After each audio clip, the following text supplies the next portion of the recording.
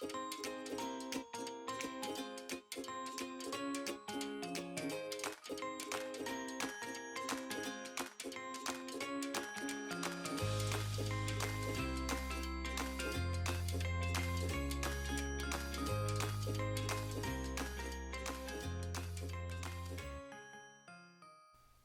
and welcome to What Is My Podcast About? This is a podcast where we sit down once every 2 weeks and discuss a topic to find out what we want to talk about for our podcast. My name is Matthew, and as always, I am joined by Peter. Hello! And Keith. Hey, how's it going? Pretty good. How are you? I'm sure anyone listening can tell, we still have never seen another one of us in some time now. Yep. Still going stir crazy. I hate it. I hate it so much. Although, but also, I completely agree with the government, and we should continue to quarantine and not fucking riot and refuse to stay at home and block off hospitals and all the other bullshit going on in the world right now. Yeah, if you don't stay in your homes, you're not going to come in contact with the 5G, so you're fine. Yeah. Survival of the fittest. 5G can't get through your door. Going outdoors just puts you at greater risk of being corrupted by the 5G networks that the government's installing. Read a book, people. Or join your local Flat Earther Society. Who knows? They might be onto something. Might be? Don't tell me you're a round earther, Matt. I'm actually a cat earther myself.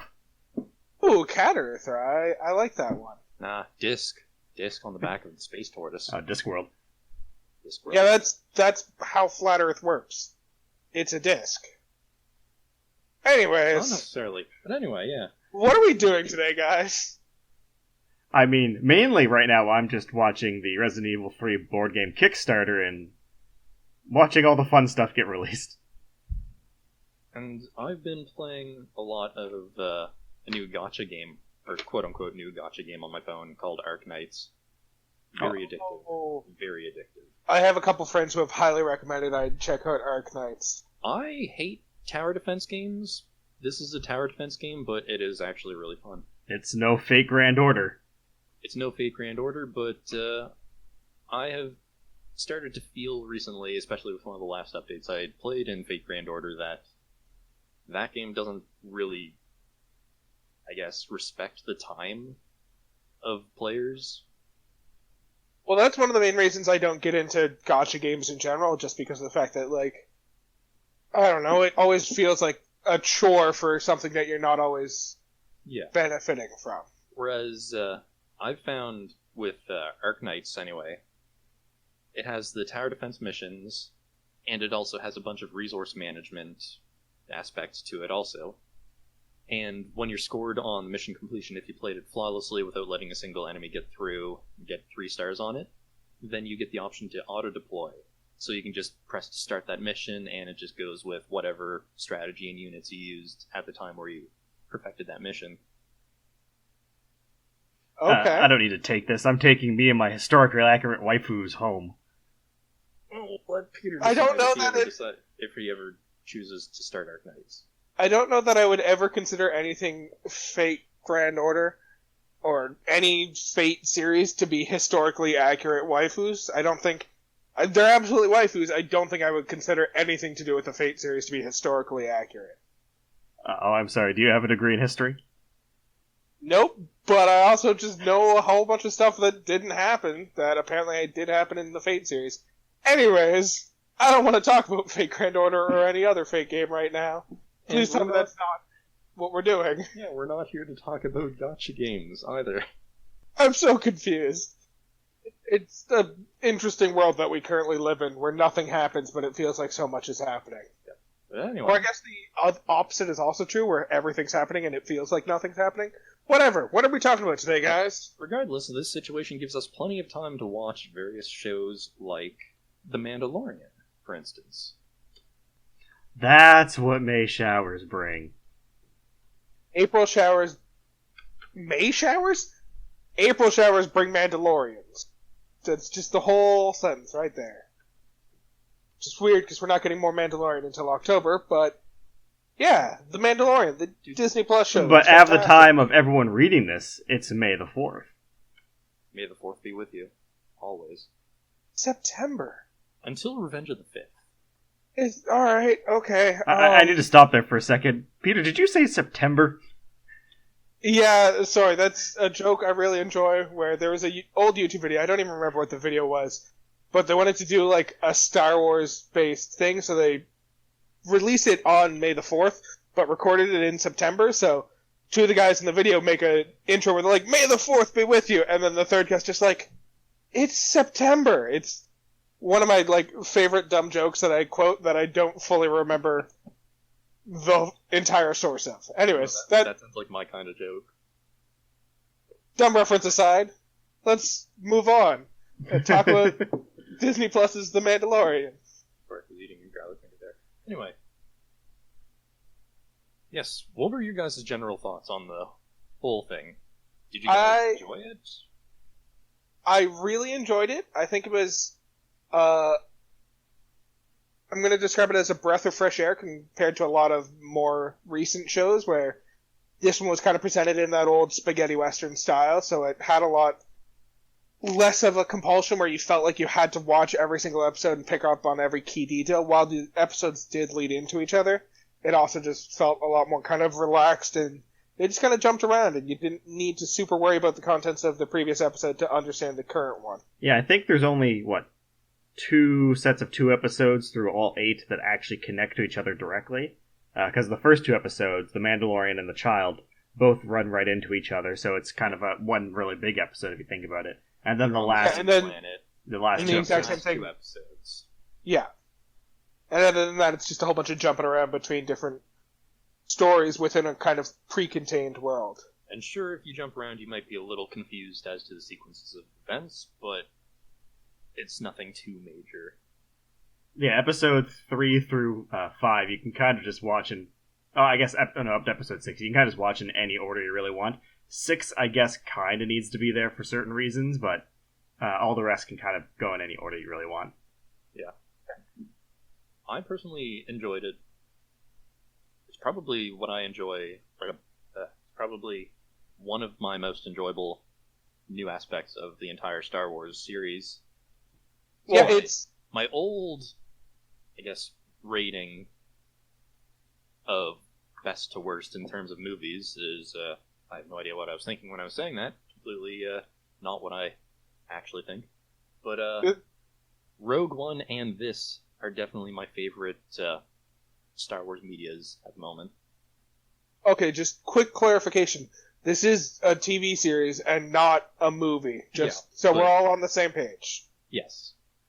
Now, the one thing I want to point out, just with what you were saying there, Matt, is that does make a lot of sense when you think about it, too, because out of all of the Star Wars things we've gotten, I think definitely Rogue One and The Mandalorian are probably, the freshest takes on the universe and not just more of what we've seen before. Yeah, because the Star Wars movies have a heavy focus on the Force, the Jedis, and the Sith.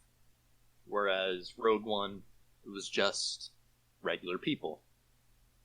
And The Mandalorian, bunch of regular people, and, the bounty hunter, Mando.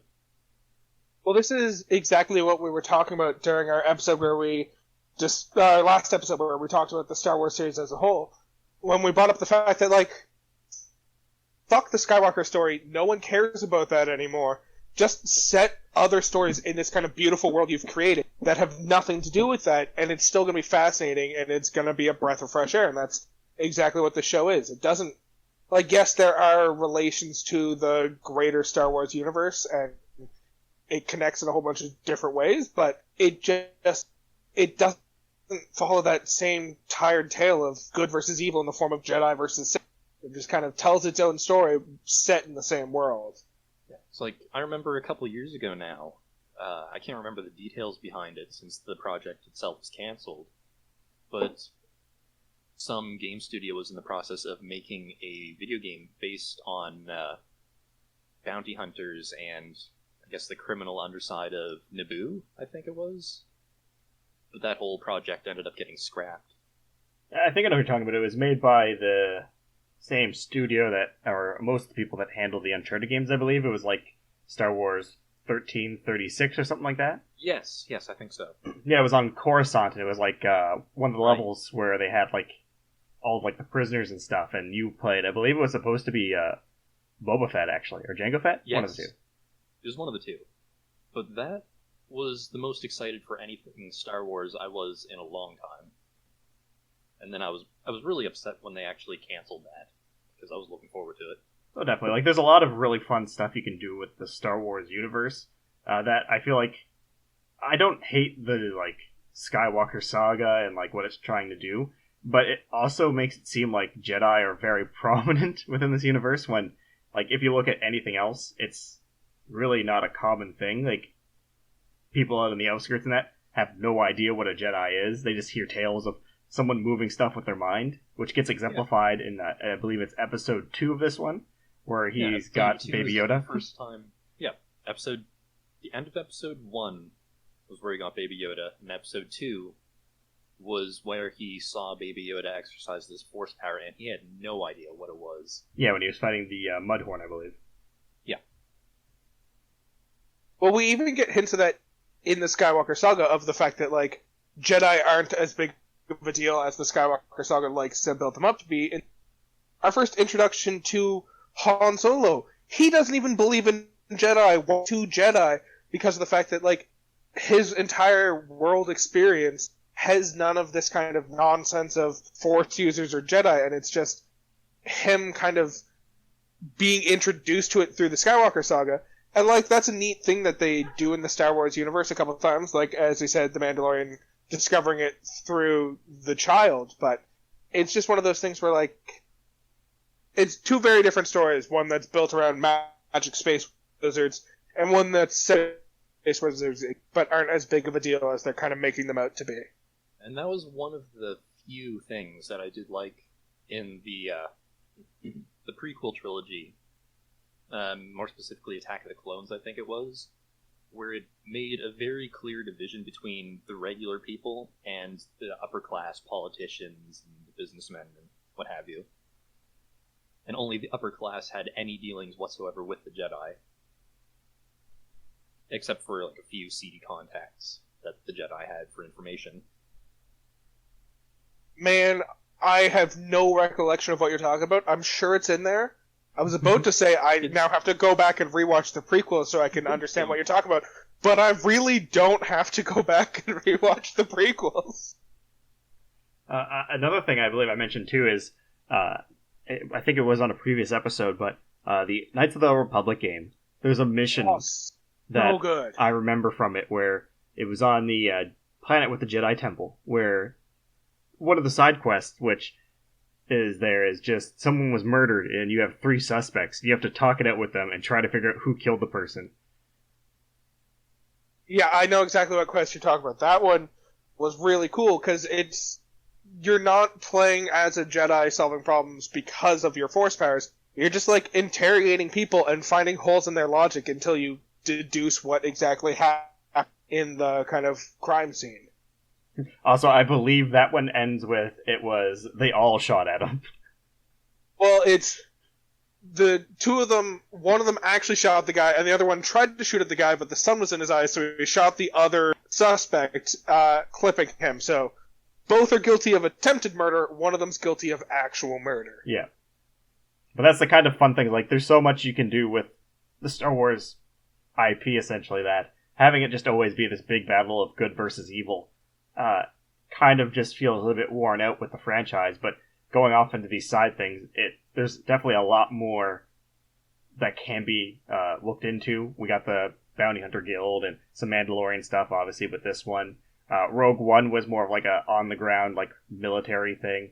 I feel that the Han Solo origin story would have been better if they didn't so closely tie it to the rebellion at the end. Yeah, if it had have been its own kind of separate thing. I don't know why this is something I want, but I really want to see, like, a Private Eye type story set in the Star Wars world, like, on Coruscant or some other, like, big city planet that's overpopulated, and it's just this one guy kind of solving crimes, and then over the course of the series, you kind of get a few sprinkled in hints towards maybe the Sith are behind a couple of the crimes we've seen, or maybe even the Jedi are because of the weird, shady shit that they do. But you just you don't focus on that part of the story. It's just a story of a guy solving crimes in the Jedi universe, but not built around the story of Jedi or anything like that. Well, that's exactly it. The Star Wars IP and universe is so big now that you can kind of throw whatever story you want into the world and it's going to work. For what you're describing, you could easily make on Coruscant like a noir mystery. Yeah, exactly. Like a noir story set on Coruscant. I think that'd be fantastic. And again, it brings into consideration what I've been enjoying so much about The Mandalorian, is that its interactions between regular people, very much through the Star Wars movies, you forget that it's long, long ago. Because there's all this space technology, there's spaceships, there's barriers, shield generators, and all that nonsense. But then you come across just the regular common folk, and they're working farms, or harvesting crops, and taking care of wildlife. And very, very low tech with actual woven baskets and nets and things. Just adds a whole level to, I guess, the depth of the world that can be explored and the gap between the different classes. I think at this point it probably makes a little bit of a sense for us to actually start talking about The Mandalorian a little bit more in depth, rather than just what we want from the Star Wars saga. True. Given that Lucasfilms is clearly listening to this podcast, and we're really not even probably going to release this to the public. We're just going to send it to Disney for them to know how to make better Star Wars content in the future, but we might as well talk about The Mandalorian anyways, just in case we do happen to release it to the public. So, before we begin, there's one question that I want to ask you too about The Mandalorian. Okay. It's when the series takes place, because I know it takes place after the collapse of the Empire. Yep. So, it takes place after the original trilogy? Because I think it's like 3 or 4 years after the original trilogy. Yeah, it's right in the middle there between... Before the newest trilogy, correct? Yeah. Yeah, so it's before even any proper government has taken up within the universe. Okay, I believe that makes sense. In canon, the years are kind of called the Chaos era, just because of the fact that, at this time, as what happens in these kind of universes, you remove the leading structure that controls the entire universe, there's a big power vacuum, and it's a whole bunch of different smaller clans vying for control, especially in the Outer Worlds, which is where this series mostly takes place. And that was even brought up a few times in the series. Yeah, there's a couple not small groups, but there's, in the center of the universe that it takes place at, or center of the galaxy, the New Republic has started to come in and is kind of taking up control, but I don't think they have earned any considerable amounts of control by the point in the story that we join in and start watching the story of The Mandalorian. Yeah, they pretty much have control of the core worlds in the center, so stuff like Coruscant. And I believe even Carl Weathers' character, who is the guild leader, even mentions when he's the Mandalorian's talking about how he's very curious about what they're doing with the child, the remnants of the Empire that's in the town. He says, well, if you have a real problem with it, just go report them to the core world, and they'll be gone in a few months. And the Mandalorian's like, yeah, that's a joke. Let's not fucking interact with them. Episode 1? Episode 1. Yeah. So named The Mandalorian, kind of gives us the, introduction to the character and kind of how he works. In a charming pub. Yeah, this one's less about plot and more about introducing not only to the world for anyone who's not familiar with Star Wars, but just in the setting. Yeah, the whole story that you're kind of going to get to deal with. It's a pilot, essentially, where you're learning about the characters without necessarily doing too much story progress. And this is where we get the quirk of he doesn't like droids, like 30% of everyone we meet in Star Wars. Yeah, he's definitely on the racist side of Star Wars in that he just hates droids. Now, to be fair, though, I think The Mandalorian was the first time I've seen someone with that trope, that when they paid it off, I kind of understood why so many people in this universe hate droids, because I keep forgetting about the prequel, how the big war that happened was droids versus clones, and the droids were kind of the bad guys. Oh yeah, there was that. Well, yeah. Those people hate droids, but they'll specifically show in flashbacks his home planet being fucking ravaged by droids, and him almost dying to them after they kill his parents. Yeah, an assault droid. Pretty much nearly watching said assault droid kill his parents. There was a door between them, but he knew what was happening. I do really enjoy the ways they pay off this kind of hatred of droids throughout the series. There's several different moments where it kind of comes to fruition and you get a big payoff for his hatred of droids, but I really enjoy the way they kind of handle it. Instead of it just being like a weird character quirk that's not really discussed, it's just used at one point in the series. It's like a recurring theme is his kind of hatred of droids and him kind of adjusting his presumptions about droids based on that. Yeah, and I liked how at the end of the first episode his viewpoint was, in a sense, justified. Well, also, not to, like, jump to the end of the story, we're gonna get there, but we get to see, like, the duality, where in the end of the first episode, kills a droid because he can't trust it, and by the end of the last episode, he completely trusts a droid with his own life.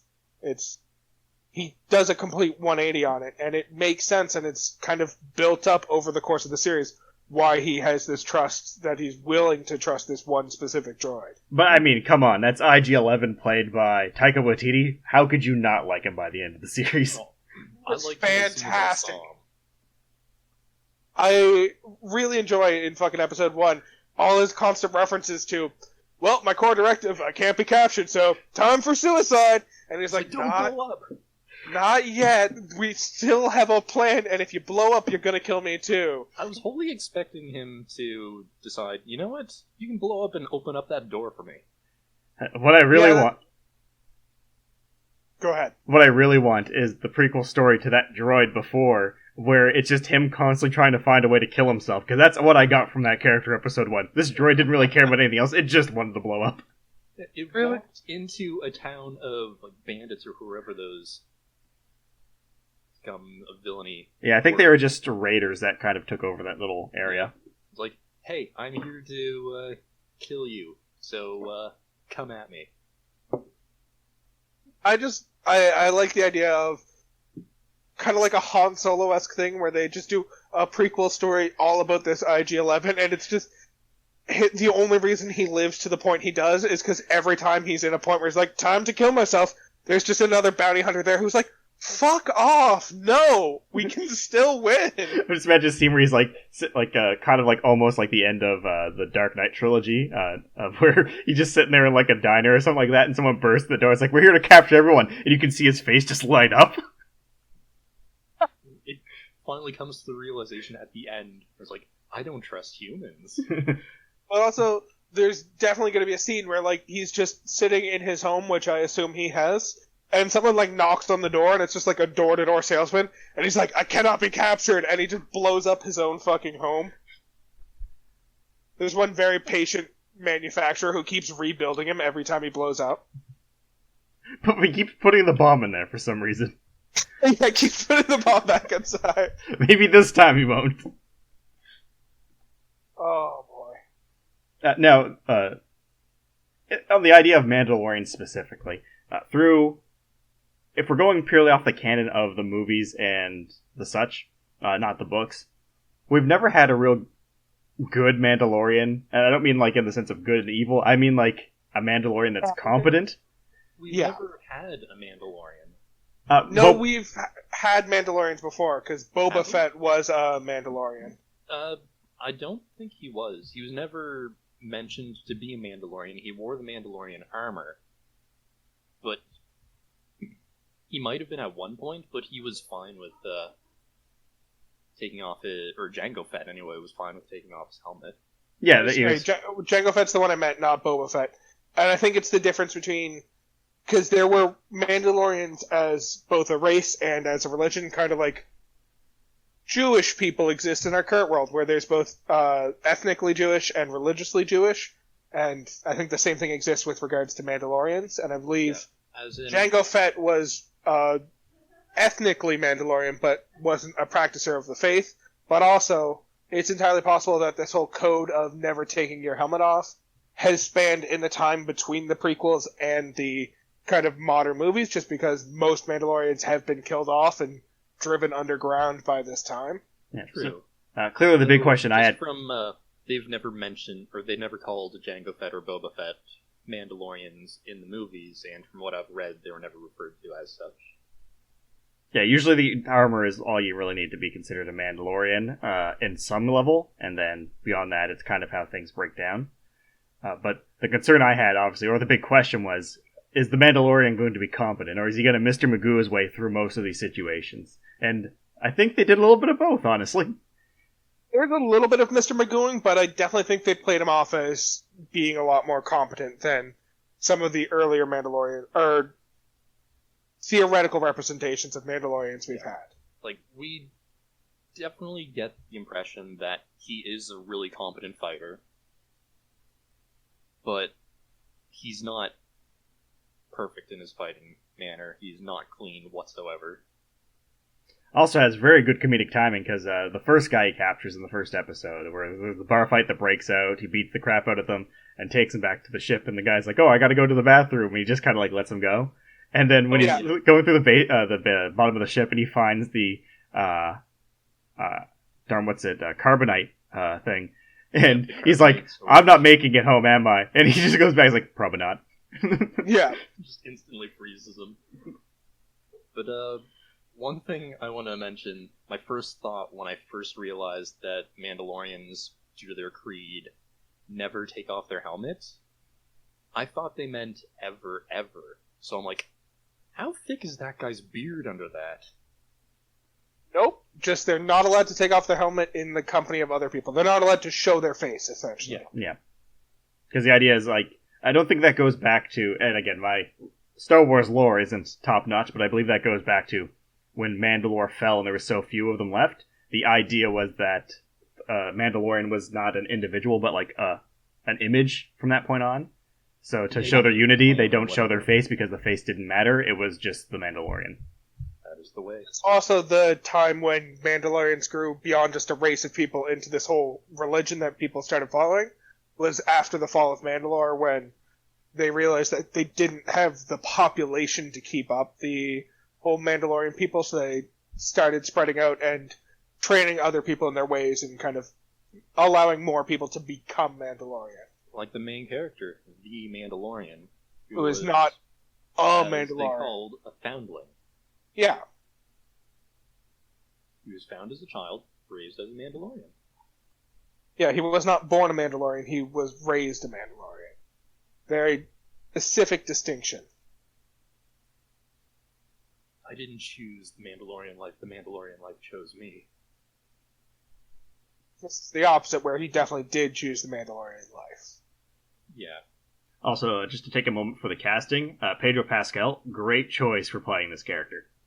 Well, I love all the fucking memes that came out about it because of the fact that Pedro Pascal in Game of Thrones dies because he takes his helmet off or refuses to wear a helmet, and then in this fucking series, he refuses to take his helmet off, and so he finally learns his lesson and survives till the end of the, at least, season, not necessarily series. Now, to be fair in the Game of Thrones aspect, I don't think having a helmet was going to change that situation too much. No, probably not, but the memes were still pretty fantastic about it. And Oh. Sorry, go ahead. There you go. I don't know what I was going to say anymore. What I was going to say was, another thing, not really a casted person for playing the child, which is been dubbed by the internet as Baby Yoda, but both these characters together kind of is what makes the series the Western style that it is. Because it very much follows the trope of the lone gunman walks into a town and disrupts the order of someone with power, and then the rest of it is trying to fight against that person. In this case, the remnant of the Empire. And he tries to maintain his way of life to the best he can. Yeah, so the story after, because he finds the child when he raids this spot at the end, because he ends up making a deal with a Remnant Empire outfit because they have Beskar steel, which is the Mandalorian's main material, I guess, the best way to put it. It's from Mandalore, and it's the best metal you can find, pretty much. Beskar. Oh, Beskar, yeah. Mandalorian steel. Yeah, it's the steel that was from Mandalore and was kind of mined out and stolen after the war with Mandalore. And yeah, they're slowly winning back their stores to build proper Mandalorian armor out of. Yeah, because at the beginning, Din Djarin, who is the Mandalorian, has a very, I think it's just his helmet and maybe a gauntlet that's actually made from Mandalorian steel. Yeah. Is his helmet even made out of Beskar at the beginning? I thought his helmet was one of the pieces that got replaced. I think the helmet was. Because I believe the order is he gets first, what's it? The shoulder piece. The pauldron is the first piece he actually gets in the show. Yeah, then he gets the chest piece. He kind of gets a full torso piece actually with all the steel he gets when he returns. I think his helmet was Beskar originally. Yeah, I think the helmet is the important thing, that when you are a Mandalorian, your helmet kind of has to be made of it. Yeah. Because okay, that might make sense. That might make sense. I might be misremembering. Yeah, because where they can't take off the helmet and it's kind of like the identifying piece of the armor, usually I can't think of a situation, even in any of the Legend stuff now, where the helmet wasn't initially. That's fair. But also, they never mentioned what material it was, just that it was old and needed replacing. But yeah, he ends up getting Yoda after making that deal with the Empire to bring him back alive or dead if needed. And then we quickly find out that there's a lot more people that were sent on this mission to go get the child. Yes, everyone. Which brings me to another question I had about the series. How do those tracking fobs even work? I think they're kind of like a beacon compass where you point it in a direction and it just tells you yes. But how? I believe it's had tracking fobs that were linked to this baby Yoda. No one knew what it was. They only knew its age and last known location. Yet these tracking fobs can take people directly to it. So I believe they're keyed into the thing's DNA somehow to kind of go into it a little bit. Because it's suggested, alright, I don't know if it's suggested, but this is at least how I interpreted events, was that the child originally was in the kind of ownership of the Empire and was stolen by raiders, and so that's why they need the bounty hunters to go track them down. And it's not that they don't know what it is, it's that they're refusing to kind of give people too much information before they actually accept the job or go down and track it down, because tell someone too much. And then, as an additional note onto how it all works and why they have its DNA, is because if you look at the beginning of the first episode, or not the beginning of the first episode, but there's the two people who hire him from the Empire. There's the evil guy who tells him, yeah, kill it if you have to, but bring it back here. And then there's the younger guy who's very clearly like, nope, don't kill it, bring it back here alive, we need it alive. That guy is wearing the same outfit as the people who worked at the cloning facility in the prequels.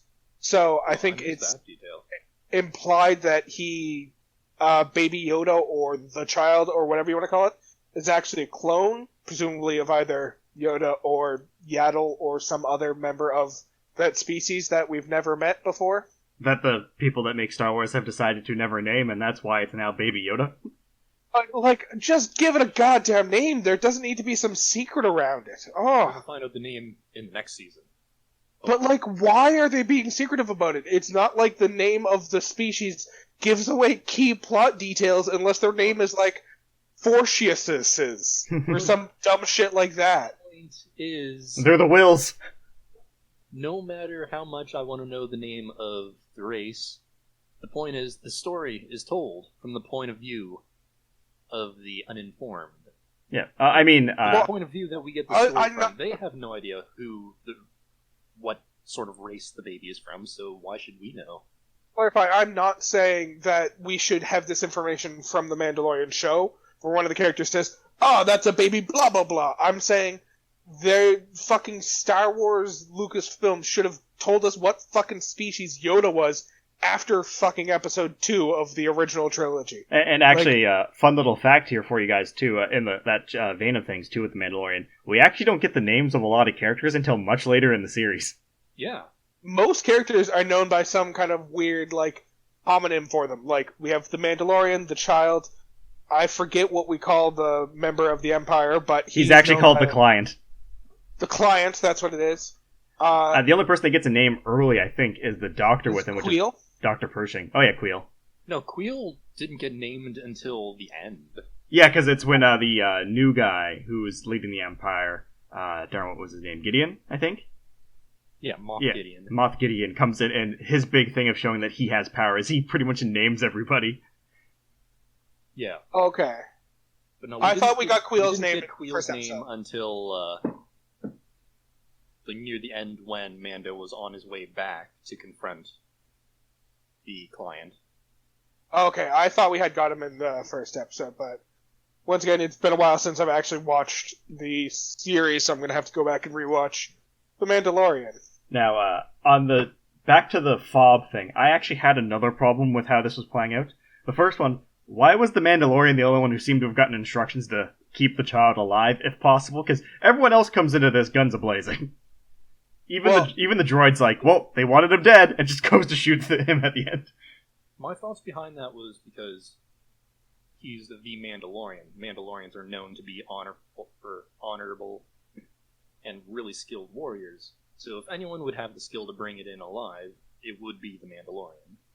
Well, I think that's actually an argument against why they did it that way, because no one else seems to have gotten the order to keep him alive, and if you want it potentially brought in alive, the way you do that isn't to tell a bunch of dishonorable people, bring him back dead, but to tell them they'll only get money if he's brought back alive. I think instead the reason is that, as I kind of already stated, the younger guy was the only one who seemed to really be arguing for him to be brought back alive, and the older gentleman didn't really seem to care, and I get the feeling that the older guy was the only one who actually interacted with any of the other bounty hunters, and he was just like, yeah, kill the kid.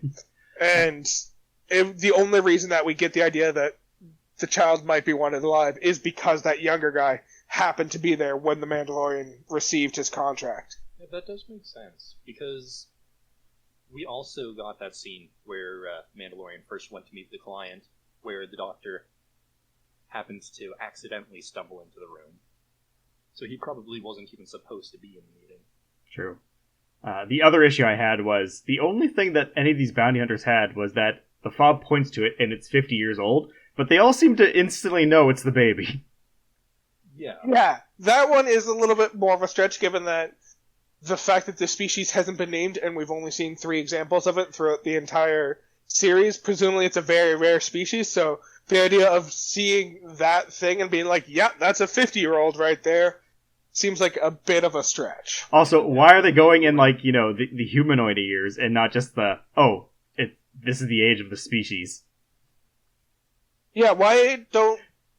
You would think, given that you're in space, the concept of a year makes no more sense anymore, so you would start referring to things like, by the fraction of its life cycle that it's completed. A human would be, at 10 years old, would just be like, yeah, that thing's like a tenth of the way through its life. Whereas, like, fucking Baby Yoda, they'd be like, yep, that's still an infant and it's about the equivalent of 1 human year old or some shit like that. Or just say it's a child like every other person in this universe.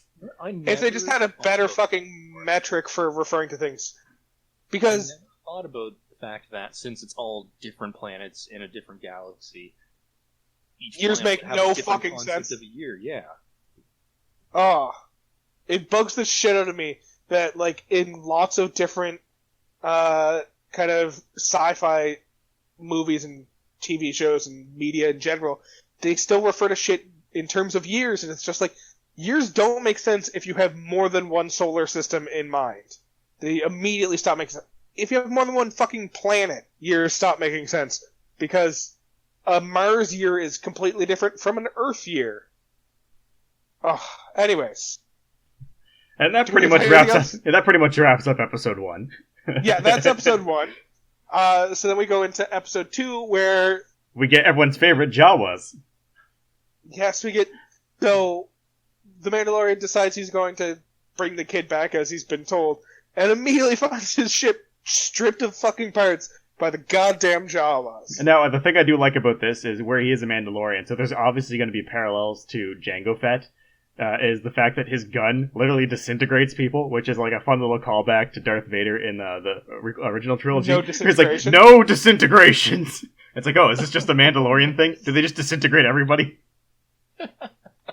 I really enjoyed the fucking scene we get where he decides to raid the Jawa ship, and, like, is clearly more capable than the Jawas, but, like, their sheer numbers and, like, the defensive nature... They're in an impenetrable fortress on tracks. Yeah, the Sandcrawler. That makes it just impossible for him to do fucking anything to them. When he finally climbs to the top, he just gets tased and falls off. And then he's told he has to deal with them instead of just trying to take back his own stuff. Because in Jawa culture, the moment they stripped his ship of parts, it became theirs. And I kind of want to know how they value things. Because all of his ship's parts, they trade back to him for an egg. I mean, that's probably like a delicacy for them, like the Mudhorn egg. True, but also, still, they could have sold it a little higher. Given the nature of the Jawas' kind of strip mining methods of stripping every single ship they come across for parts, I have a feeling they had more than enough ship parts to, like, the point where the ship parts from his ship didn't really even encompass, like, a tenth of their entire stock. So I don't think they put any particular value on his ship parts when it was such a small percentage of their entire kind of stuff that they have from stripping different ships down. And it also could have just been they thought he was going to die. And it was a gamble they took. Yeah. True, I suppose. I mean, he fucking would have if it weren't for the force powers. That's true. Yeah. But when they finally get the egg at the end, it's like, what do? Are they going to sell it? No. They just crack it open on the spot and start eating it. To be fair, I was expecting they were going to just break it and eat it. Well, also, yeah, imagine how fucking rare it is for them to actually get to eat that fucking shit, because the fact that the only way they're gonna get the Mudhorn egg is if they have someone capable enough of defeating a Mudhorn, which the Mandalorian wasn't even capable. He was only capable of because he had a Force user on his side. Yeah, and it almost killed him, too, at that point, so, like, it's definitely the Mudhorn is a little bit more defensible than what you'd expect. So you would probably need a group of people to take it down, and then at that point, the cost of that egg for the Jawas getting is probably a little too high if you go that high. Yeah. So I think it's pretty reasonable, their kind of exchange rate and the value, not necessarily that they place on these ship parts, but the value they place on that fucking egg. I think they priced the egg appropriately. That does make sense. If you look at it logically. Still. Space travel for egg. Yeah. Yeah. Good trade. Especially where Jawas, in pretty much every context they've ever been presented, have no fucking interest in space travel. They just want to loot shit off the planet they're currently on. Yeah, and then he ends up returning to the ship, giving the egg, he gets his parts, and Queel, at this point we only know as the Vapor Farmer, essentially just helps him repair the ship in a day, and then he goes off. Yeah. And he does the terrible thing. I believe the episode's even called The Sin, which makes sense, because he sells the child to the Empire for a whole bunch of Beskar steel so he can get a whole new set of armor. And, like, I believe he even talks to the armorer about it, and he's like, yeah, this should help out the entire community, but also, like, a full, like, chest piece of Beskar steel. Yeah, so I guess what I was saying earlier, if there was 2 sets of 2 episodes, I guess, because this episode is kind of very reliant on being connected to the first 2, in a sense. Yep. So it's like a set of 3 and a set of 2. Yeah, even though... 3 unconnected episodes. Yeah, even though really episode 3 is the one that starts the trend of Baby Yoda is there at the beginning and the end of the episode, regardless of what happens in between. Yeah. But yeah, he goes back to his clan that's hiding out in the sewers with all of the steel. But he keeps asking him, it's like, what are they going to do with the kid? But no one wants to talk about it because the guild rules. The part I liked about this is when he goes back to the guild to, after he gets all of his armor made to get a new mission, and he's talking to Carl Weathers' character, and he's like, my best client. It's like, who else had the fob? It's like, everybody. Everybody else had a fob. But you're the only one who completed this mission. You're my favorite. Oh, yeah. Isn't that a way to paint a target on someone's back? But, like, also, that does create a slight issue in that, like, he calls out the fact that literally everyone else had a fob, but in the first episode, he seems very cagey about whether or not he actually wants to give him this fob. He's like, oh, I got all these clients. He's like, none of these are worth enough. Do you have anything better? I mean, if you insist, I guess I do have this other fob. It's like, you've already given it to everyone fucking else. Why aren't you willing to give it to the Mandalorian and for you to get... Like, it's probably more the fact that, he already gave out the job to so many people. He didn't want those people to get mad at him by sending out the elite. Fair enough. Because that would be the kind of saying, like the spokesperson of the guild saying, you guys aren't good enough to do this job.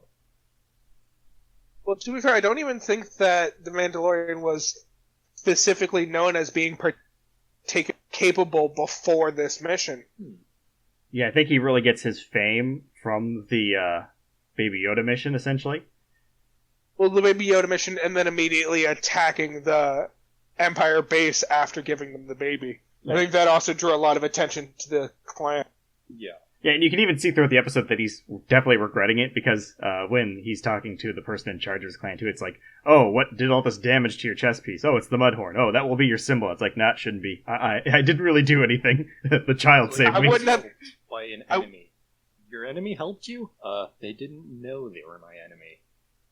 Yeah, and it's one of those things where, like, he clearly feels a lot of regret, and it's like, I don't deserve to be considered the one who killed the Mudhorn, just because of the fact that, yeah, he needed the help of the child in order to defeat it.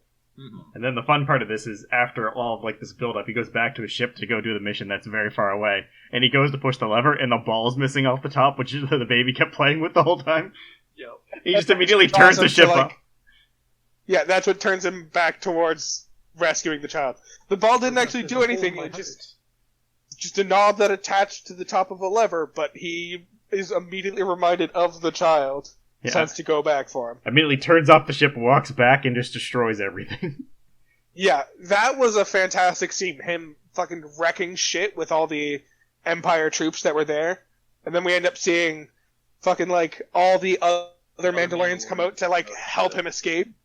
Them flying alongside him and being like, this is the way. Oh, that was fantastic. Yeah, this is one of the cool, like, very Western style scenes that show up throughout the series. The first one being obviously the shootout in episode 1 when he's getting Baby Yoda. The guild droid. Yeah, and then this one is the standoff where it's him versus pretty much the whole guild while trying to get the baby out of town. And then, you know, the allies show up to bust him out and he makes the run for it. This one also had that, like, incredibly, like, Western heavy moment where he's sitting in the back of a cart while everyone's raining fire down on him and he has no way of getting out, and, like, manages to launch the cart so that he can get out of town once his friends get in to, like, draw fire off of him. Like, that entire moment was very reminiscent of 100 different Westerns. Yeah. Oh, yeah. And then we get of course, that episode ends off with him getting to the ship in the showdown with Carl Weathers, where he shoots first, but he hits him in the Beskar steel that he has. Yeah. And we get the scene of him flying away, Mandalorians flying beside with their jetpack, and he says, I need to get one of those. Gotta get me one of those. Which gets paid off by the end of the series, when he gets himself one of those.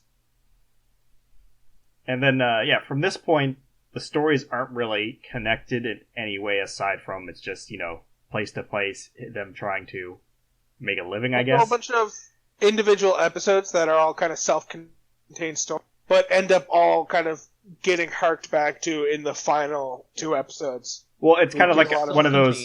with an overarching story. Yeah, it's the elements kind of rooted into points. Yeah, which is kind of like one of those Western things of all of them kind of in a way work towards the climax, where in some way or another it provides something to the character that they're going to need. Yeah, it's like episode 4, he has... They try to do as best as they can, but things happen, the story gets a little deeper, and they're forced to move on. Yeah, so the episodes are Sanctuary, Gunslinger, Prisoner, and then we get the last 2 episodes. So these next 3 episodes are the ones that kind of like give them a thing. So the Sanctuary episode... Sanctuary was, like what I was talking about earlier, the huge juxtaposition between the high-class nobility and politicians and all the futuristic techscapes of the cities. And all of a sudden, we're hit with this tribe out in the middle of nowhere in some remote planet, just harvesting shrimp with woven baskets. This one's a perfect example of like different points in the kind of these 3 intermittent episodes building towards the finale, because we get introduced to the shock trooper, who's kind of hiding out on this planet to avoid being caught by the Empire, who ends up kind of befriending the Mandalorian very begrudgingly and ends up working with him in the episode finale, even though during this episode they want nothing to do with each other. In fact, Kara fucking hates the Mandalorian when he first shows up because he's just going to draw the attention of the Empire, who she once again wants nothing to do with. And also, he's a bounty hunter. And there's that beautiful... She knows there's a bounty on her head. And there's that beautiful scene where they're like about to kill each other, and they just hear like the slurping of the soup, and they look back, it's just Baby Yoda drinking the soup. Drinking his bone broth while staring at them. Now, there's a few things I loved about... there's a few things I loved about this episode. The main reason is, this episode reminds me so much of one of my favorite like old-time films, which is Seven Samurai. Yes, this episode's great. Kind of reminiscent of that. But the other fun thing, too, is the fact that when he's getting ready to leave, because like, oh, Cara Dune was here first, we gotta go somewhere else, and then the 2 villagers are there, and they're trying like, we'll give you all this money, and you've gotta just help us, you're Mandalorian, right? And then he doesn't want to help them at all, but as soon as like, damn, we gotta, like, it's a day's walk out back to the middle of nowhere where our town is like, wait, say that again! It's like, you live in the middle of nowhere, huh? Take me Sounds there. like the perfect place to live. I'll happily give you protect in exchange for being able to live in the middle of nowhere. Also, give me that money also anyways. Give me the money that you were going to give me. Yeah, I still want the fucking money. But, that was, I guess, one of my first and only minor issues with the series was, in the scene where he's in the village and just tells the woman that he never takes his helmet off as part of the creed. And then he's just looking out the window at the kids playing out beside the house he's in. And he fucking takes it off right in front of them. And it was like, any one of them could look at him, and then he would have broken the creed.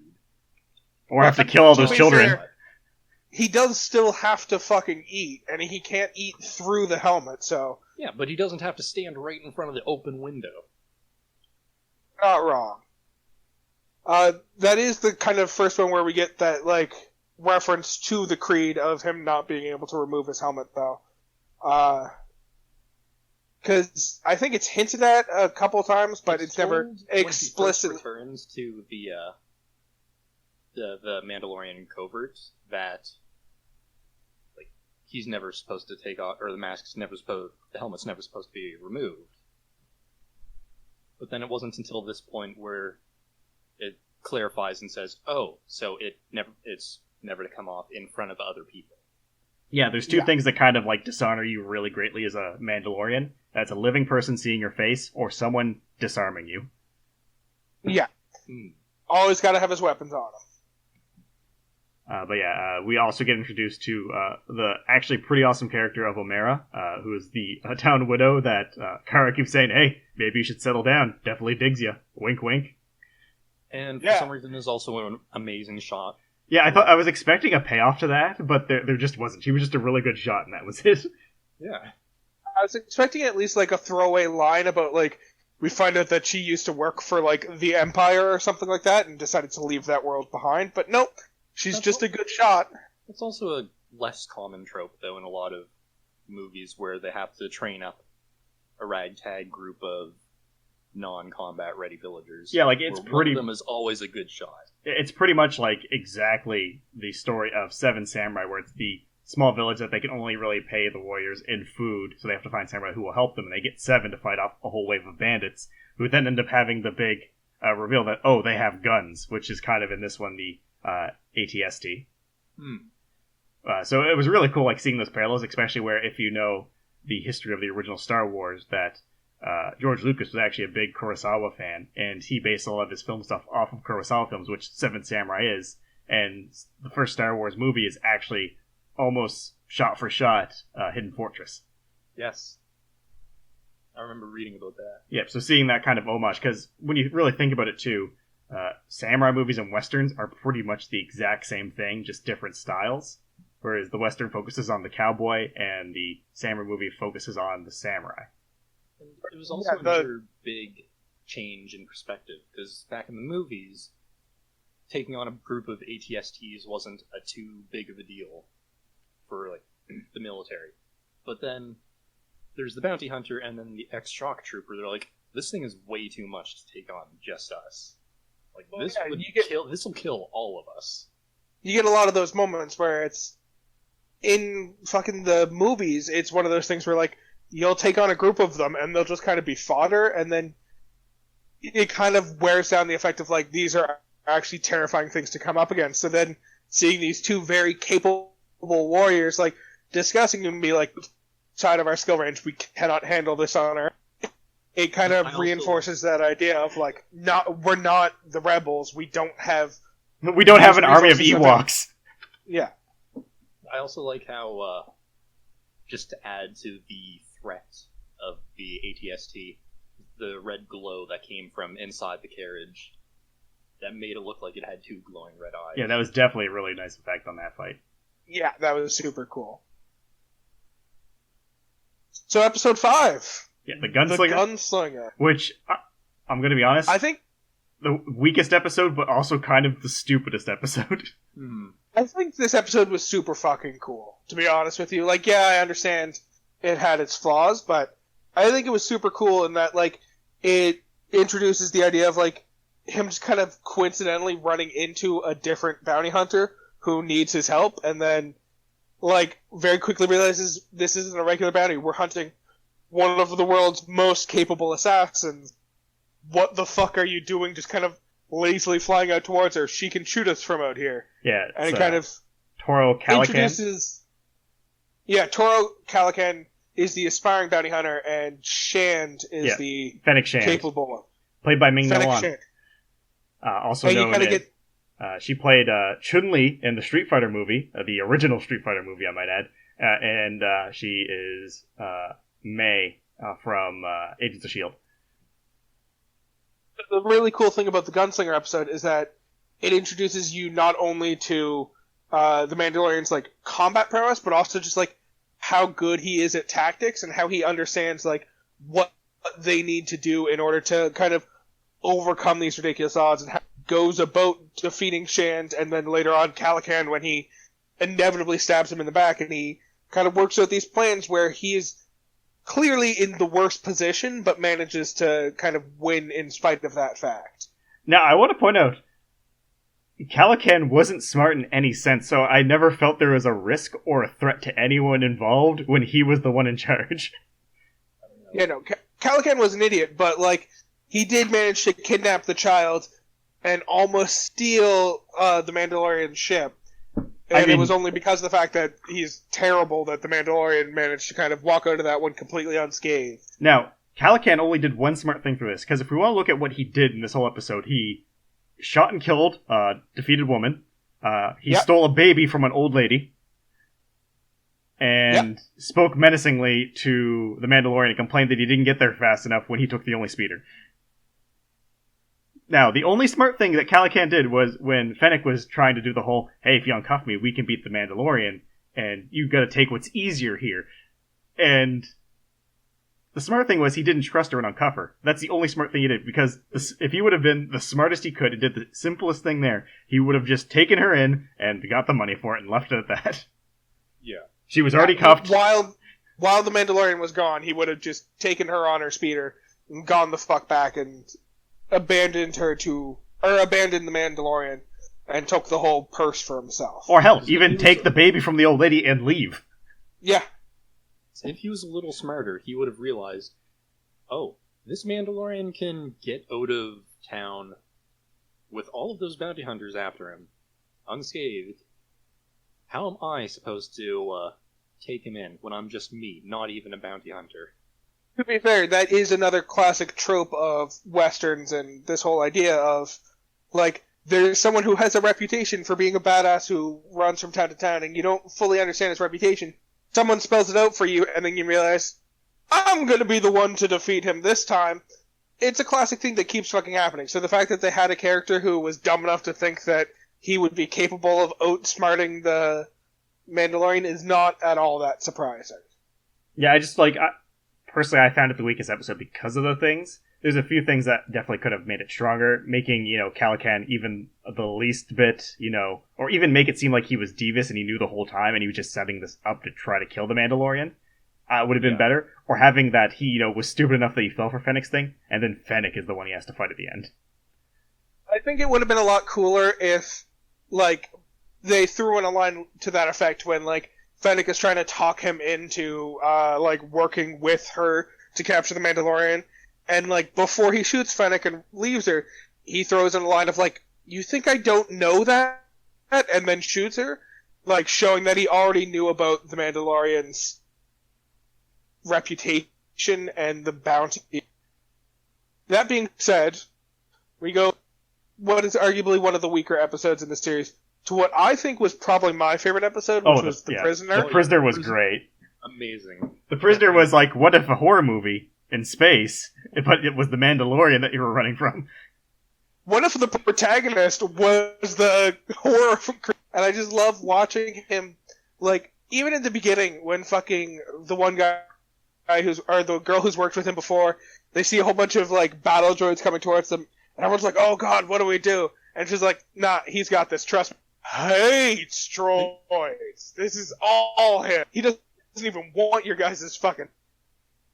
The one thing I didn't love about this one was, what was the Mayfeld's,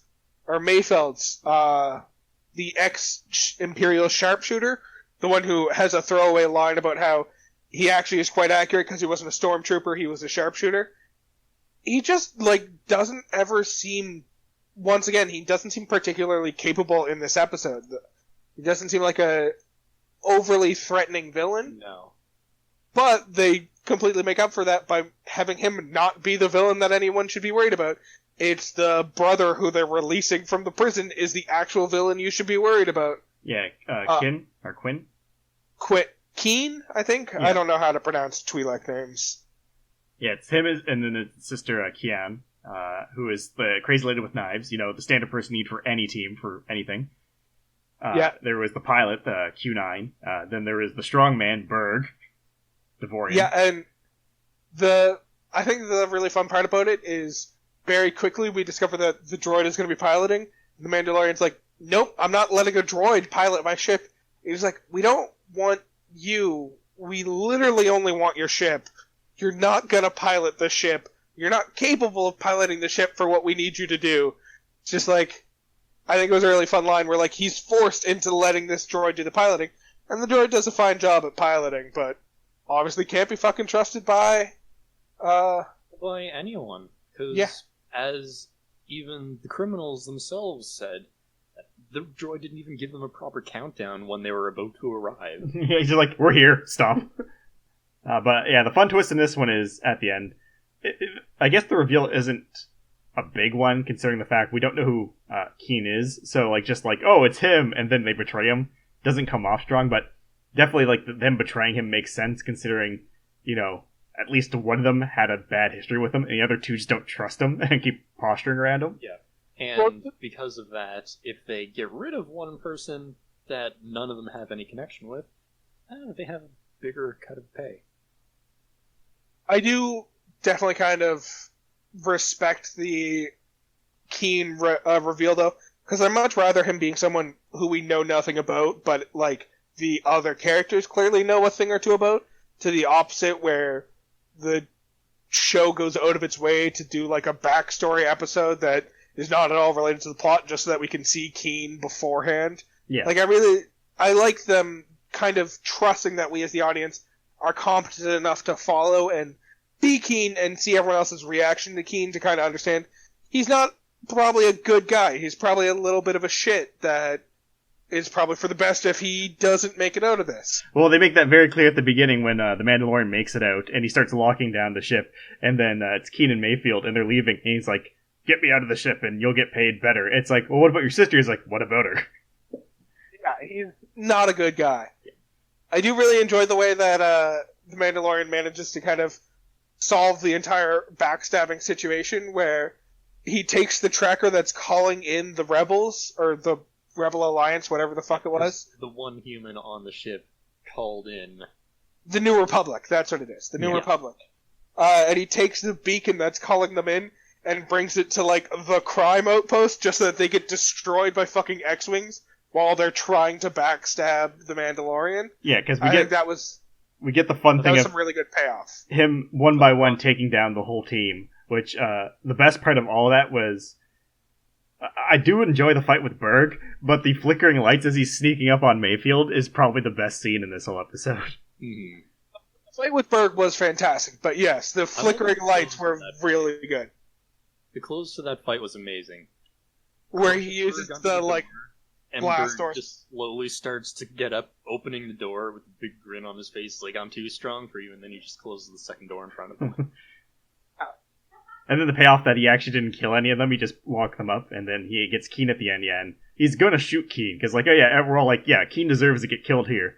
But he's like, if you do this, you don't get paid. And it's like, okay, that makes sense. He immediately... Well, the best part about that is, he didn't come up with the plan in that moment.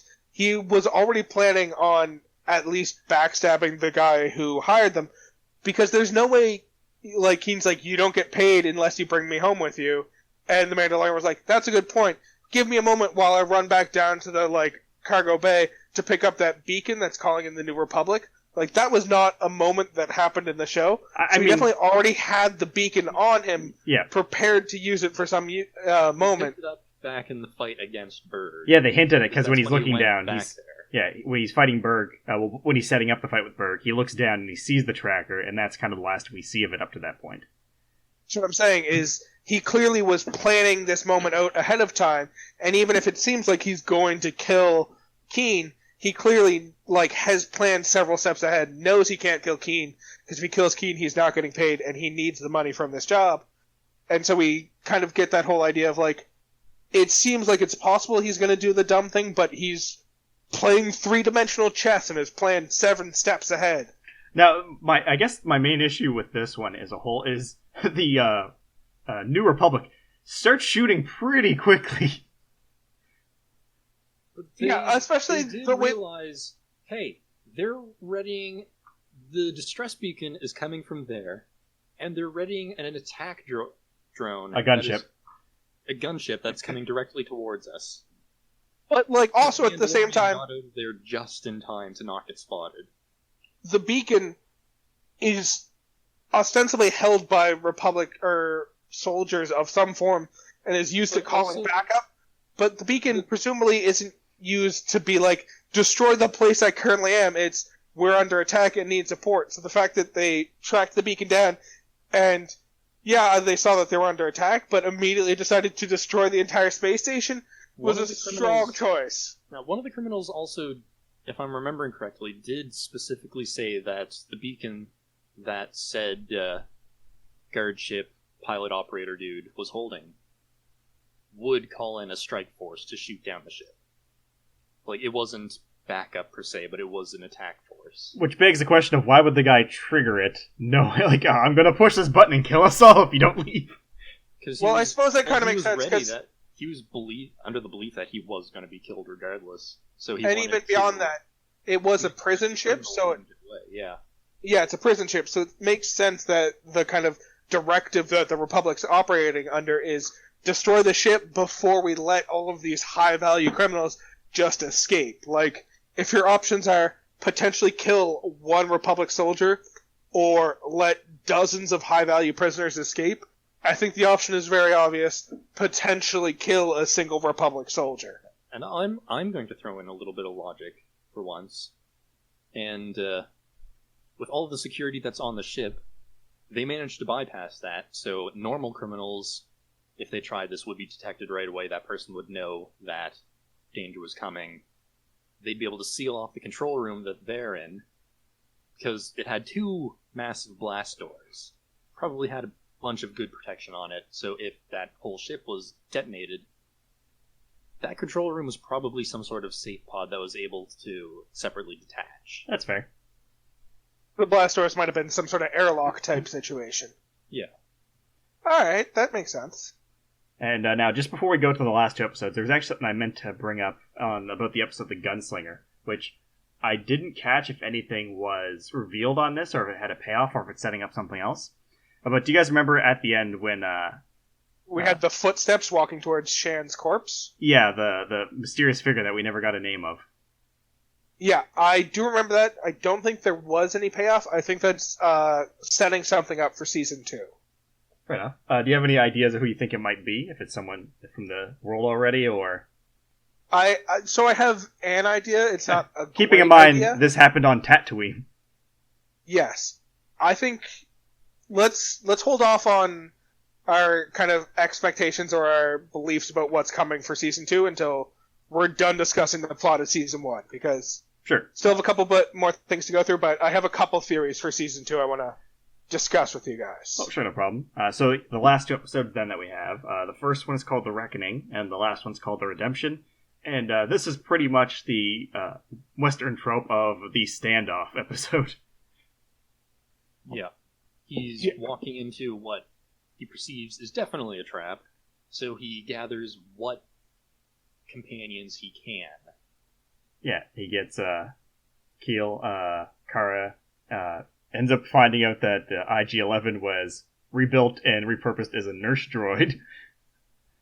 Doesn't trust it in the slightest, because that thing was made to kill and was going to kill Baby Yoda. My favorite thing about this reveal, too, when they're talking about him being reprogrammed and like the flashback of all the training montage for it, and then after all this, there's just like the very like quiet stare down between IG and the Mandalorian, and he just swings the cup up. And it's like, would you like some tea? Oh, I was not expecting that whatsoever. But they end up having to come up with a plan because they receive the message from Carl Weathers' character, who wants to take out the client and free their town from control. Because there is a lot of stormtroopers shown up, and the guild is in a bad spot right now. And he actually also believes that by killing the client, and they have no one else to work for, they will start working for him, because if they want a paycheck, they'll have to work for him. Yeah, either work for him or just scatter without bothering him. Yeah. So the plan seems to be going well. It's, I believe, Kara, Carl Weathers, and Mandalorian all go into town pretending to have the baby, while they send Queel back with the Baby Yoda to the ship and to enter anti-siege mode, essentially, with the IG unit. Yeah. Well, to be fair, the plan wasn't initially for them all to go in town. The plan was for Carl Weathers to betray the shit out of them. Yeah, he was going to and only kind of changes his mind because the child saves his life. Yeah, Baby Yoda uses Force Heal, which is the first use of it in any what the hell was that? media. I can use that. Can't kill this baby. Yeah. It's the first use of it in canon media right now, or at least anything that's adjacent to the movies specifically. And then he changes his mind and kills both his allies. This specific instance of it isn't the first time, because he also uses the same... Well, he uses the same force power earlier on in the series on the Mandalorian, or does he only try in the Mandalorian? He tries, but the Mandalorian just keeps picking it. Yeah, picks him up, put him back in the cradle. Yeah. Okay. I knew he tried to. I didn't remember if he ever managed to actually pull it off. So yeah, this is the first time we actually see him use Force Heal, and that's what kind of encourages Carl Weathers to kill the other bounty hunters who he brought with him. Because they were still planning on betraying them. Yeah. Yeah, and instead now he's going to work with them to actually do what he suggested doing the first time around. Yeah, and that's where that plan is coming into place, where they send him back. They enter town, and probably one of the funniest things about this is when they're taking him in and saying, oh, Cara Dune's the one that caught him with my help, and we're going to, give the baby to the person. And the Stormtrooper's like, I'll give you 20 credits for that helmet. I'm like, that helmet is Beskar steel. Yeah. Yeah. Or she's like, hell no, I'm like, gonna... What? No. Yeah, this is my trophy. It's going on my wall. I'm putting it's like on your wall. It's like, shut up, I'm improvising.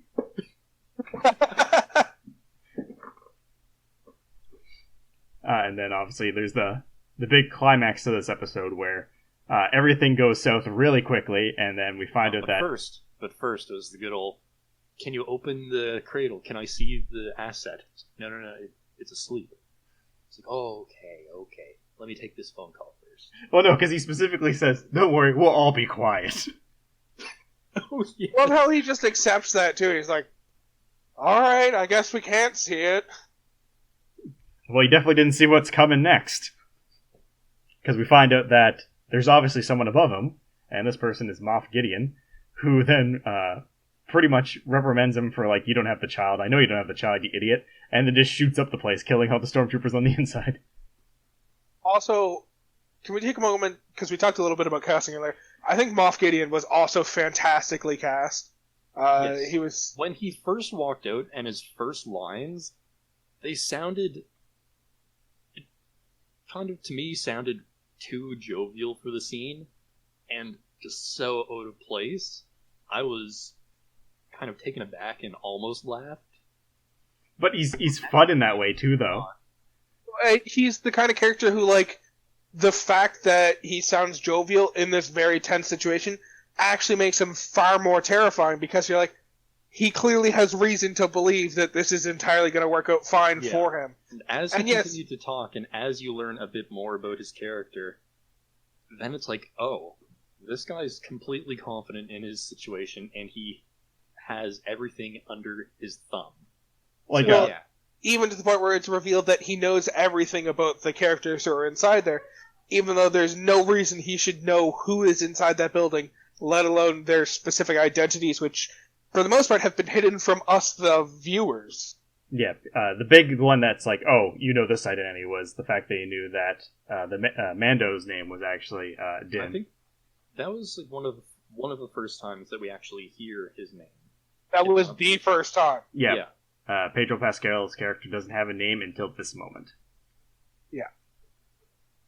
And everyone else you can kind of assume like their names are common knowledge, like Carl Weathers' character and Cara Dune, but definitely no one, because even he explains that like no one's used that name since he was like 8.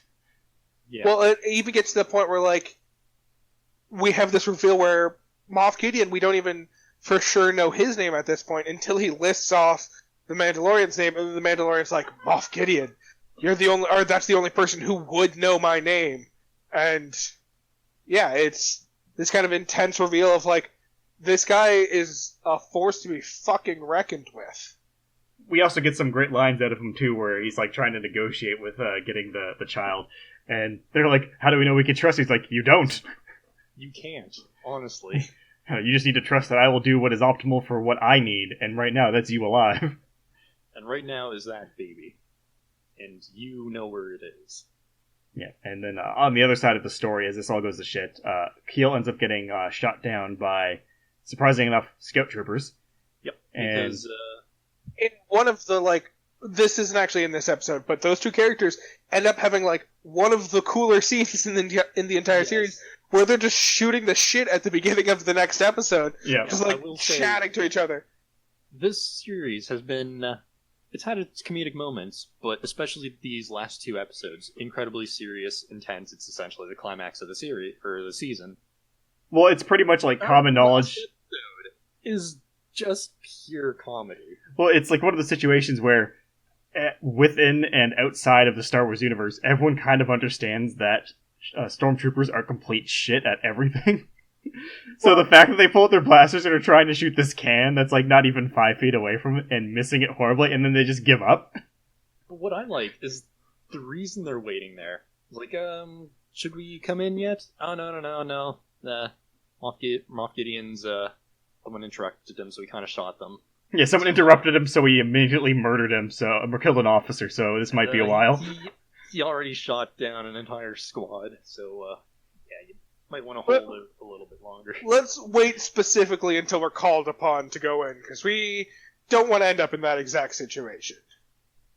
Or the one guy trying to see the Baby Yoda, it's like, you don't need to see it. It hasn't moved in a while, you hit it pretty hard. More than me. Yeah. And then, of course, the big reveal of IG-88 showing up, not 88, IG-11. IG-11. Yep. Showing up, and I am a nurse droid. So I was like, I thought these guys were fighters. Isn't that an assassin droid? I am a nurse. Immediately beat the shit out of them. I knew that was coming, but still, the payoff was incredible. Yeah, definitely the gem of this last episode is IG-11. Yes. Yeah. We also get the moment later on where the Mandalorian gets this terrible head injury and is potentially dying from it, and he tells everyone to leave him because he can't take off his helmet to have someone care for him. And then IG-11's like, everyone go, I'll stay with him.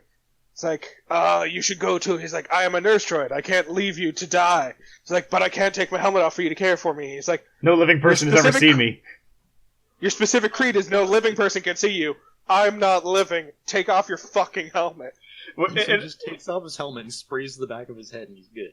Now, the thing I find funny about this is, because obviously earlier in the series, we had some of that, chemistry between Pedro Pascal's character and the village woman, who is the widow. Yeah. Definitely, the chemistry between Taika Waititi as a robot and Pedro Pascal is a lot stronger. They're probably like, yes. Is this a thing? Well, to be honest, Taika Waititi is just amazing. I think everything he fucking touches is gold. And this episode was directed by him as well. Yeah, so it makes sense that there's all these very humorous moments cutting through the kind of serious, darker undertones of the entire series and episode. And even was at the end when they're trying to make their escape from the lava pits, and IG is like, the only one way you guys are getting out, you need to take the baby, promise I'll be safe, and I will self-destruct. He's like, no, we can't lose you, but I need you.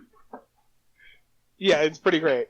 He's finally made it from distrusting all droids, this one particularly, to trusting implicitly this one. Robot waifu. That's all that's happening. Yeah. But of course, the other big thing of this episode is we get the last upgrade, essentially, for the Mandalorian, which is he finally gets his jetpack. And he gets his sigil. Yep. Yes, which is now a clan of 2. Yeah, a clan of 2 with the Mudhorn being the symbol. Yeah, him and the child together are their clan. In the beginning, he couldn't take that as a sigil because he didn't earn the kill. But now that the armorer is aware of the child's existence, and is like, oh, you two worked together to take out the Bighorn. You two are part of a new clan. Also, I like how she's like, you need to take him back to his kind so he can survive, but until then he's a foundling. And he's like, so I'm just supposed to go out and find some space wizards that are our enemies and give the kid back to them? Yes. Yeah. He's supposed to okay. raise the child as a Mandalorian, find out its origins, and return it to its own kind. And also, yeah, the people who did it are gonna fucking hate you. You just connected some dots for me, Peter. We'll get to that in a minute. We'll get to that in a minute, though. Alright. Though the idea of a Force-sensitive Mandalorian is pretty cool because in the lore, there's only ever been one Force-sensitive Mandalorian before, I believe. Yes. Yeah, and we actually get a reference to him in this episode. After the whole final fight between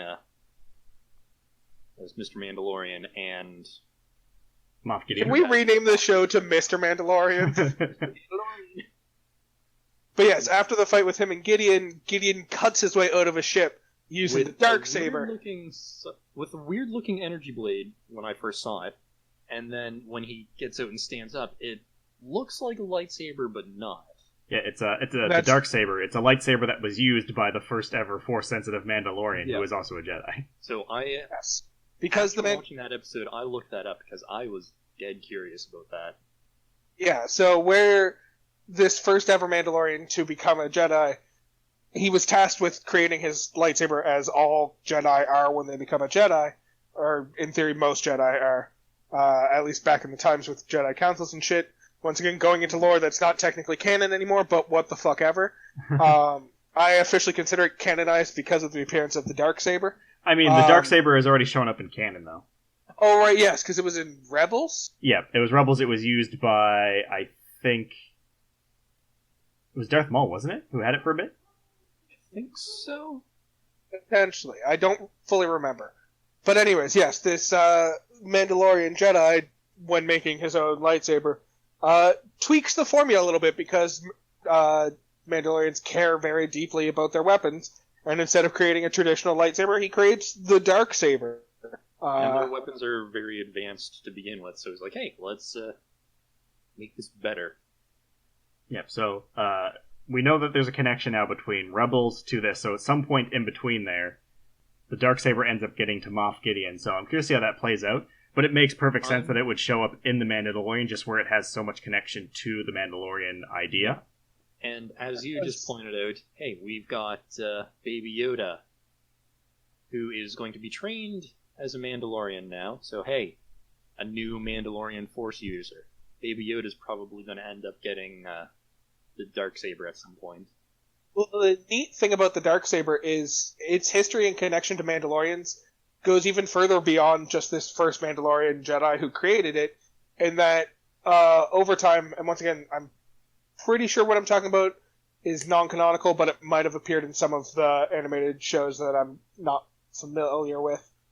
But it ended up making its way back to the clans of Mandalorians and was kind of used as a sign of leadership within the Mandalorians, in that the leaders of the Mandalorians would also wield the Darksaber, which is super cool and unique because traditionally you needed to be a Force user to correctly wield a lightsaber, but because of the way the first Mandalorian Jedi created this Darksaber, he made it so that it could be wielded by people who aren't capable of using the Force themselves, which is why it's this traditional weapon used by Mandalorians. Yeah, but All I believe know is that it was created by this Mandalorian Force user, and then when that person died, the Jedi secured the Darksaber and put it into their vault, and sometime later the Mandalorians staged a siege to reclaim that and use it as a symbol of leadership for whoever presides over all of the Mandalorian tribes and clans. And I also believe it did show up in the Clone Wars 2 briefly, because there was a whole thing with like a Mandalorian clan in that one as well. So, thoughts about the future? Is that where we're at now? Pretty much. Now, before we go into the speculation of who that personnel on Tatooine was, there has been a confirmation, which is a pretty big one, about the next season.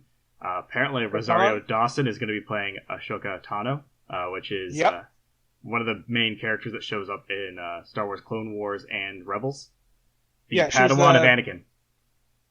Yeah, Padawan of Anakin, who stays on the light side after Anakin turns to the dark side. Yeah. Interesting. So that's confirmed. one. She's been confirmed, and there's a lot of kind of theories out there about how she's going to fit into the story. Some people have suggested that she is going to be trying to track down the Darksaber and kind of recollect it for Jedi, which is an interesting choice. I'm not sure, other than the confirmation of Ahsoka Tano, how much reason there is to believe that, but that is one thing that a lot of people believe that's her reason for existing in this story, is her trying to track down the Darksaber. Yeah, that could make sense, and it also leads me to believe that maybe at some point she'll realize, hey, there's this Baby Yoda being trained by a Mandalorian. Maybe Baby Yoda at some point might become the rightful owner of this Darksaber. Yeah, and she should know what the race is. She also might just appear in the kind of last couple episodes, like the last episode or two, depending on how they space it out. And she might just be kind of who the Mandalorian returns the child to. Instead of returning it to Yoda's race of people, he returns it to the Force users and the Jedi. Yeah, in the form for of all we know, Yoda's race might have died out, and as you pointed out, this Baby Yoda might be a clone of Yoda. Yeah. And another interesting thing to consider, too, is this is more in regards to the fact that with the Rise of Skywalker movie, we know that Ahsoka is dead, because she can't be a Force ghost otherwise. Yes. So she does die by the time of the sequels. Yeah. So this might be showing what happens in that situation specifically. Okay. It might even have some sort of scenario where she comes to collect the baby and dies while trying to take the child. And that leaves room for a season 3 where the Mandalorian still can't part ways with the child and is still hanging out with him for the rest of time. And in regards to the person on Tatooine, there's been a rumor going around on who this cloaked figure is, which is pretty interesting. I'm not sure if it's correct. Yeah, exactly. Boba Fett, because last time we see Boba Fett in this universe, he's in the Sarlacc pit, and that's kind of the last we see. But in Legends... We did get confirmation that he survived, though. Yeah, because in Legends he gets out, and there's never been really anything since the new canonization, since Disney picked it up, that has gone through anything about it since. The fun thing about that is, if you actually watch that scene at the end, the sound of his footsteps as he walks towards Shan's body is very, pretty much identical to the sound you hear whenever Boba Fett walks in the original trilogy. So it kind of makes sense that it's Boba Fett, given that we already have that link. In addition, kind of Shan already reveals that she knows that there's a bounty out on her and people are hunting for her. What makes more sense than fucking Boba Fett potentially hunting down Shan to try and make up enough money to get off this fucking backwater planet of Tatooine? That makes sense. And also, the fact that Boba Fett has an undying hatred of Jedis now, thanks to Mace Windu killing his father.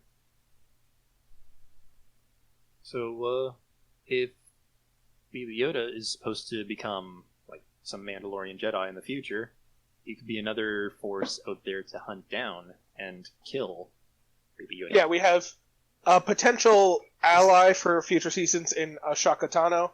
We have a potential enemy in the form of Boba Fett. Now, neither one of... With Boba Fett, that's a bit either way, though, because Boba Fett is actually only really a villain in the Skywalker storyline that happens in the movies, because in Legends in the past, he's actually a very powerful ally, and even trains Han Solo's daughter. Well, the whole point is... Jedi. The whole point is he's just a bounty hunter, and he goes to whatever side kind of... pays him. Fits him at that point in time. So it's not that he is good or evil, it's he's on the side that's going to pay him, and that would make sense for him being a villain, because we already know there's a pretty big fucking bounty out on the child and the Mandalorian right now, so it would make sense that he would be hunting them, given that Gideon definitely hasn't given up on catching them. Nope. For all we know, he could be the villain of Season 2, but then come around to an ally of Season 3. Potentially. Yes. It's if, Baby Yoda might be a Force user, but is not going to become a Jedi, Baby Yoda is going to become a Mandalorian.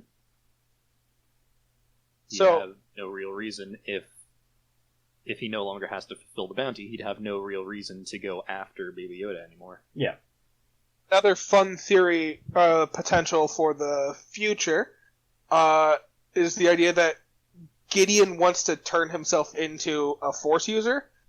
That's one I've at least read online, in that we have a couple of reasons for believing this. The fact that he's wielding the Darksaber, which he clearly stole from some group, presumably some sort of Mandalorian clan, when he raided them and stole the Darksaber back from them.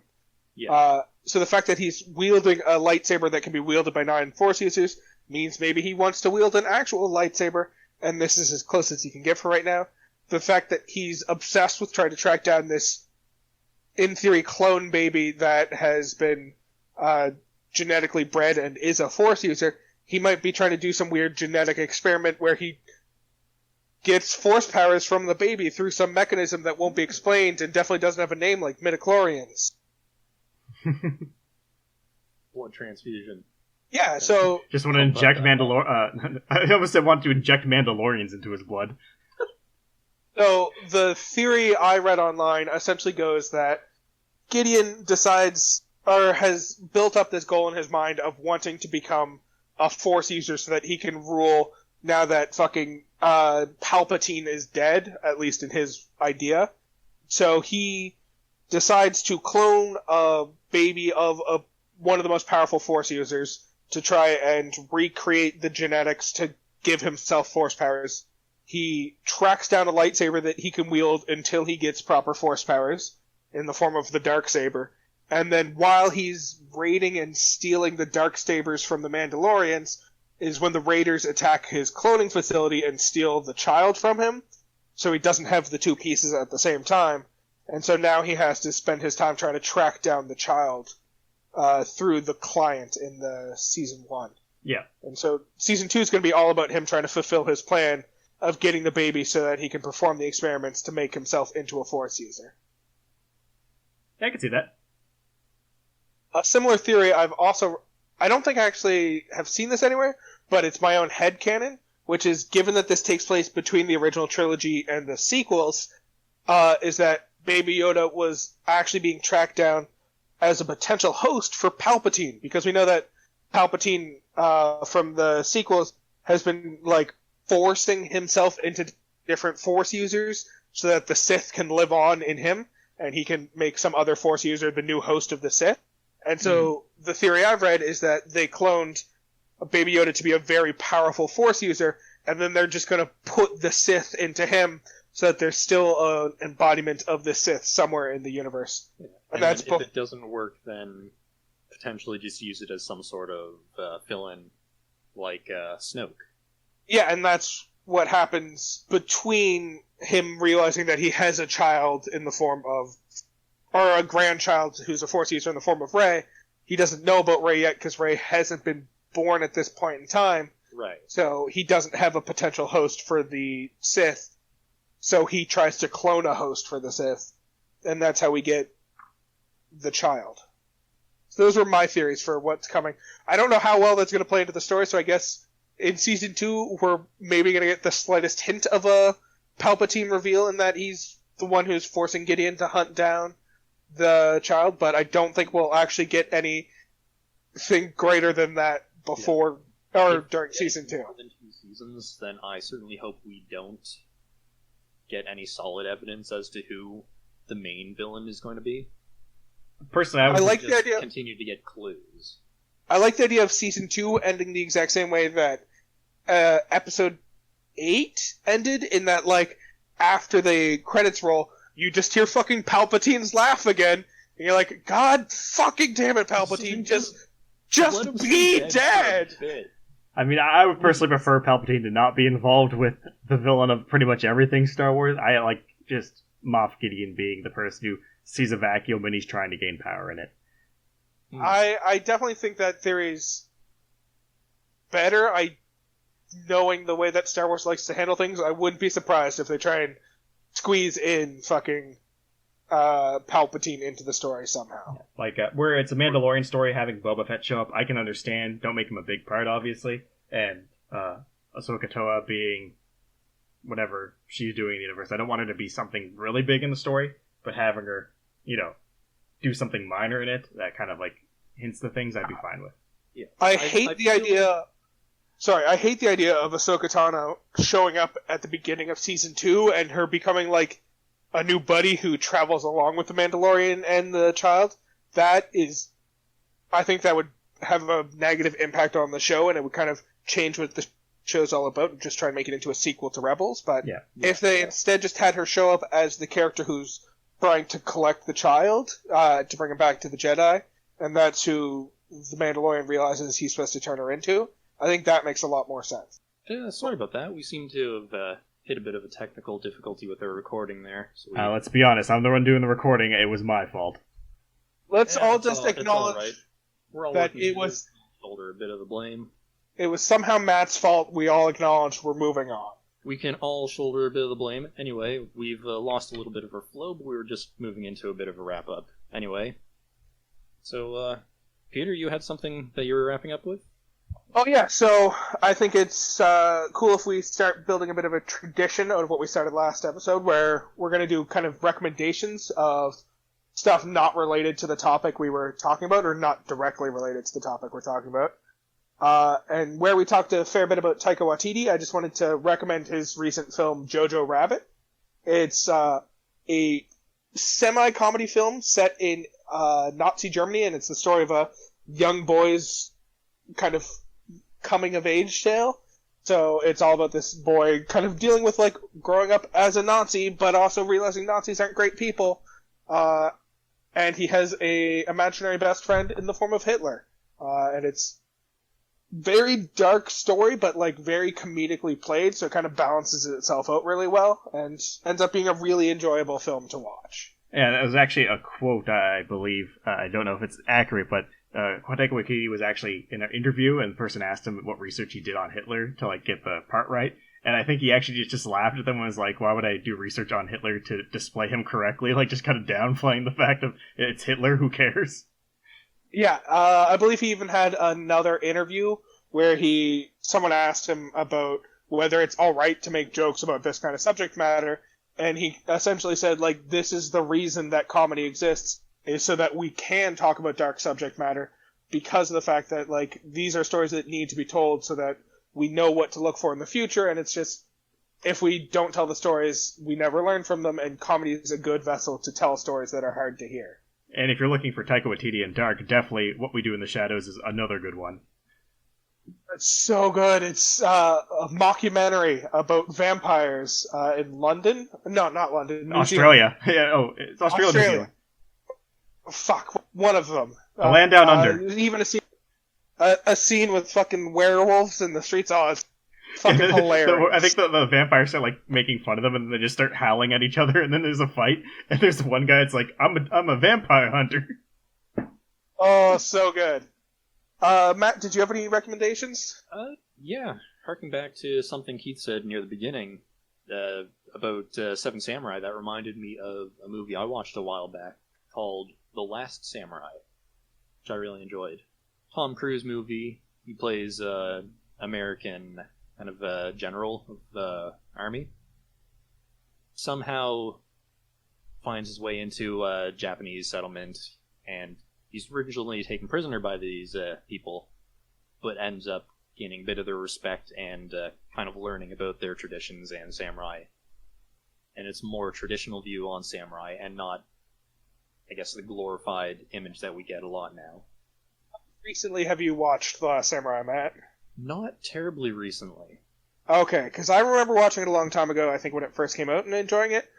And thinking about it recently, I'm wondering if it held up at all, so I was kind of hoping you can answer that for me, but I guess you can't. Yes, sadly not. But I mean, I do remember it didn't really have any, I guess, special effects, so there's nothing really to say that it wouldn't hold up, but... Okay. I mean, Avatar and Dances with Wolves holds up, I guess. It's pretty much the same movie.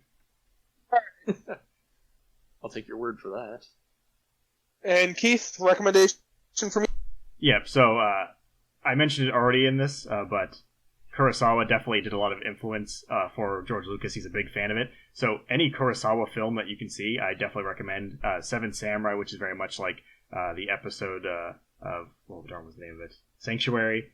Very much I do recommend Hidden Fortress, which was the inspiration for the first Star Wars movie. Another good one. My personal favorite, Kagemusha, which is actually about a shogun that ends up dying, or a daimyo, I should say, lord, dies, and they find a thief that looks just like him, but because they're in such a political and like war state that if the leader dies, they'll lose their territory to the people around them, that they put this thief in his place to pretend it's him. It's a really good movie.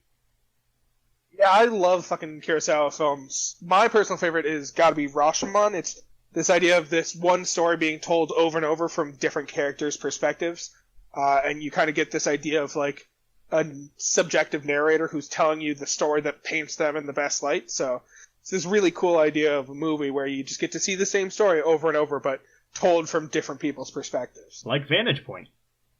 Or, oh my god, there was another one that came out recently that was like Vantage Point. Not at all. There's another one that came out, like, probably early 2000s that was, like, the Tale of Red Riding Hood, except told using the same narrative device. Oh, yeah, I know what you're talking about, but I cannot remember for the life of me what that movie was called. Probably because it was probably terrible, but, I think it was, like, No. I can't remember. Whatever. It's probably not worth your time. But anyway, you guys have any last thoughts? Well, quick question for the audience. Yeah. What do you guys think was your favorite episode of The Mandalorian? We kind of discussed which episodes we liked and disliked. Do you have a different opinion? Do you think perhaps The Gunslinger was your favorite episode? Hit us up. Let us know what you think. And how wrong you were if it was The Gunslinger. Liking the Prison Break. Alternatively, you can also tell us if you have an idea of who it might be that was at the end of The Gunslinger going up to Fennec's body, if you have an idea that's not one of the ones we listed. Yeah, or if you just have your own theories for Season 2, or just want to tell us why our theories were wrong. Yeah, we'd love to hear your crackpot theories and conspiracies. I would No literally, sarcasm. I would No love to sarcasm. hear conspiracy theories from everyone in the audience. Or tell us how wrong you are for liking the Gunslinger. But as always, thank you for listening to today's episode. You can find us on all major podcast streaming platforms, along with YouTube.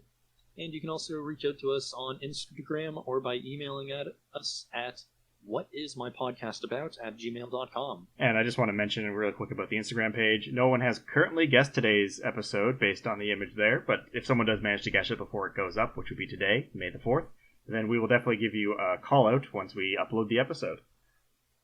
Yeah, So- you'll get mentioned on the post on Instagram, and we'll probably also call you out at the beginning of the next podcast. So, yeah, if you have any questions about things or have any idea of what our podcast may be about in the future, then be sure to reach out to us and let us know. And we'll be back in another 2 weeks where we're going to talk about... what are we going to talk about? Dinosaurs and robots, and which one's the worst idea to build a theme park around? I do kind of like dinosaurs.